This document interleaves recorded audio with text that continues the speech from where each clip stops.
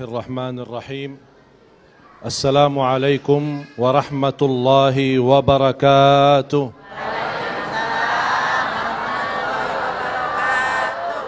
الحمد لله رب العالمين. أشهد أن لا إله إلا الله وحده لا شريك له ولي الصالحين، وأشهد أن سيدنا ونبينا محمدا عبده ورسوله الصادق الأمين. اللهم صل وسلم وبارك على سيدنا محمد وعلى آله وصحبه ومن تبعهم بإحسان إلى يوم الدين. سبحانك لا علم لنا إلا ما علمتنا إنك أنت العليم الحكيم. Para habaib yang saya cintai, alim ulama yang saya muliakan, muslimin muslimat, mukminin mukminat di mana saja berada, pemirsa TV One yang senantiasa diberkahi Allah Subhanahu wa taala. A'udzu billahi minasy syaithanir rajim. هو الذي خلق الموت والحياة ليبلوكم أيكم أحسن عملا وهو العزيز الغفور. صدق الله العظيم. Allah menciptakan kita mati dan hidup dalam keadaan diuji. Dan tidak ada istilah dunia nikmat. Kalau seorang mukmin menjauhkan diri daripada majlis ilmu, daripada memakmurkan rumah Allah, daripada memegang kitabullah, daripada menjadi orang yang bermulia akhlak, menjaga perintah Allah dan perintah Rasulnya, mana ada nikmat. Yang namanya surga Allah di dunia. Barang siapa yang ingin masuk surga Allah di akhirat, nikmatilah surga Allah di dunia. Apa itu surga Allah di dunia? Majlis ilmu, majlis zikir, masjid-masjid, bersilaturrahim, menjaga kebaikan dan amanah.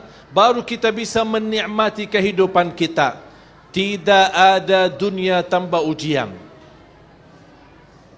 Kalau anda ingin menempati satu tempat tanpa diuji, itu namanya surga, bukan di dunia.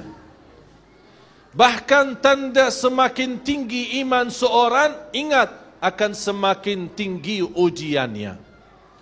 La yazalul bala'u bil mu'min, yubtalal mu'min bihasabi dinih, di riwayat bihasabi imanih.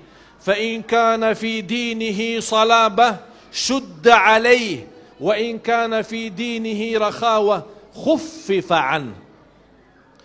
Bala dan ujian itu terus menerus akan kita hadapi.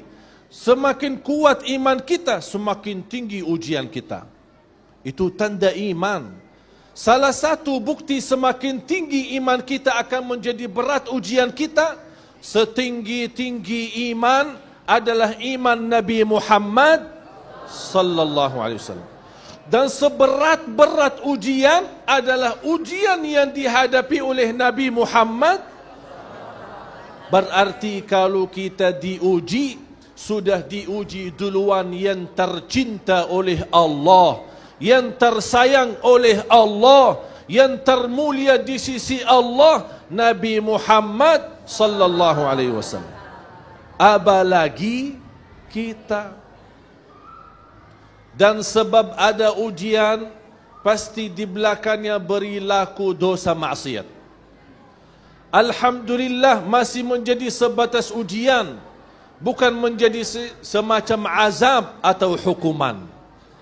Karena secara adil, orang yang salah wajib dihukum.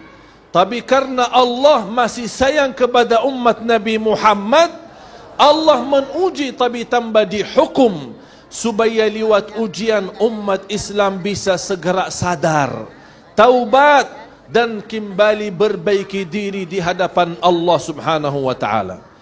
Keadaan kita yang kita hadapi Bapak Ibu, sebabnya satu. Ingat, urusan kita sama Allah belum beres. Akhlak kita sama Allah belum sempurna. Oleh karena itu kita hadapi bermacam ujian. Kalau kita ingin menjadi orang yang dimuliakan Allah, anda harus menjadikan hamba mulia di sisi Allah dan mendekatkan diri kepada Allah dengan ibadah yang telah diperintahkan oleh Allah Subhanahu wa taala. Banyak cerita dan rahasia daripada ujian. Insya-Allah kita akan jelaskan sesaat lagi. Kenapa bisa seorang saleh bersyukur bukan terhadap nikmat, tapi dia bisa mensyukuri ujian yang diberikan oleh Allah?